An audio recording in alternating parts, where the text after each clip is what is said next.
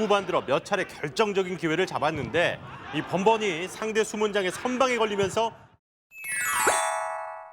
카타르 월드컵 진출을 위한 아시아 지역 예선, 평양에서 열렸던 남북 대결 영상입니다. 0대0 무승부로 끝났는데 말 그대로 전쟁 같은 경기였습니다. 그쪽 선수들이 상당히 되게 예민하게 반응하고 또 거칠게 반응했던 거는 사실이었던 것 같아요. 네, 이후 북한은 코로나 방역 때문에 불참을 선언했는데요. 아직까지는 이 경기가 축구 남북 대결 마지막 시합입니다. 그런데 사실 남북 대결의 역사는 꽤 깁니다. 국가대항전과는 개념이 좀 다르긴 한데 모태로 볼 수 있는 건 일제시대 서울과 평양의 대결, 경평축구라 할 수 있겠습니다. 네, 경성축구단과 평양축구단의 대결. 1929년 휘문고보에서 첫 경기가 열렸는데요. 정말 치열하게 경기를 했다죠. 해방 직후인 1946년까지 경기를 치렀는데 9승 7무 5패로 전적은 평양이 좀 앞섰다고 하네요. 하지만 2022년 11월 현재 피파 랭킹은 우리나라가 28위, 북한은 112위로 우리가 많이 앞섭니다. 남북 국가대표가 벌인 A매치 대회 결과는 남한이 7승 9무 1패로 압도적 우세를 보였습니다. 네, 남북한 축구 국가대표팀의 A매치가 처음 치러진 건 분단이 되고도 한참이 지난 후였습니다. 1978년 방콕 아시안게임 결승에서 만났는데 연장전까지 0대0 승부를 못 가리고 공동 우승을 차지했습니다. 당시만 해도 다른 팀한테는 몰라도 북한한테 지면 안 된다. 거의 전쟁을 하듯이 선수들도 경기에 임했다고 합니다. 북한도 마찬가지였다는데요. 우리나라가 처음 이긴 건 1980년 쿠웨이트에서 열린 아시안컵이었습니다.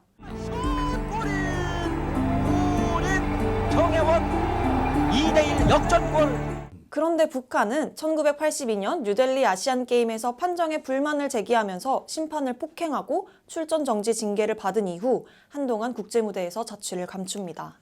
네, 사실 이 전까지만 해도 북한 축구는 아시아의 강호로 불렸었는데요. 북한 축구하면 빼놓을 수 없는 장면도 있죠. 바로 1966년 잉글랜드 월드컵에서 아시아 국가 최초로 8강에 진출합니다.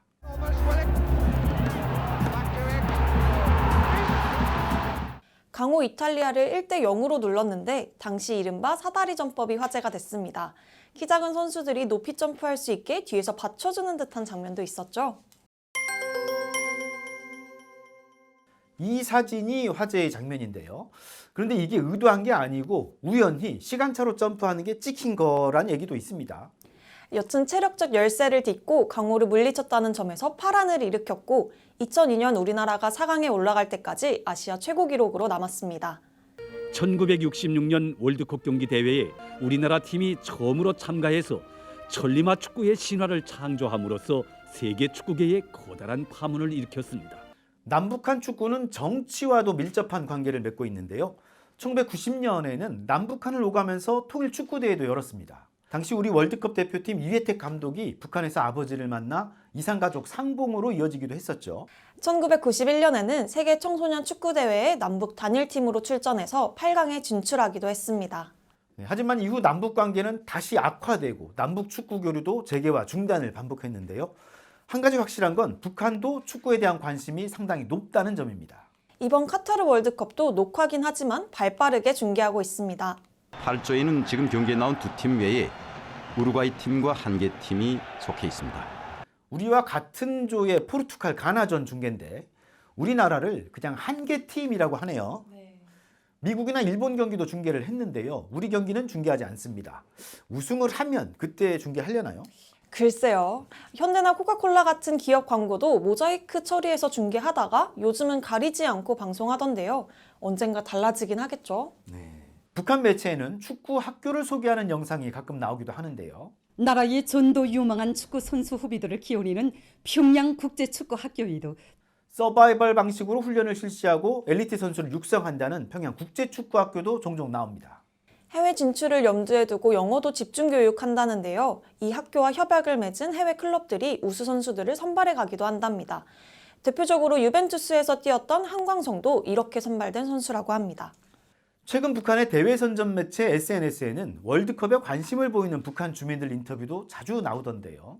로날도, 메시, 지금 제일 인기 있는 병정호 선수, 음바페 선수가 현재 주목됩니다. 남북한 축구가 다시 만나서 같은 무대에서 정정당당하게 겨루는 날이 오기를 기대하겠습니다. 북한을 제대로 이해하는 길잡이, 허위, 과장, 가짜뉴스를 거부하고 오직 팩트의 확대경을 쭉 들이댑니다. 김 팀장의 북한 확대경, 다음 시간 더 알찬 내용으로 찾아오겠습니다. 안녕.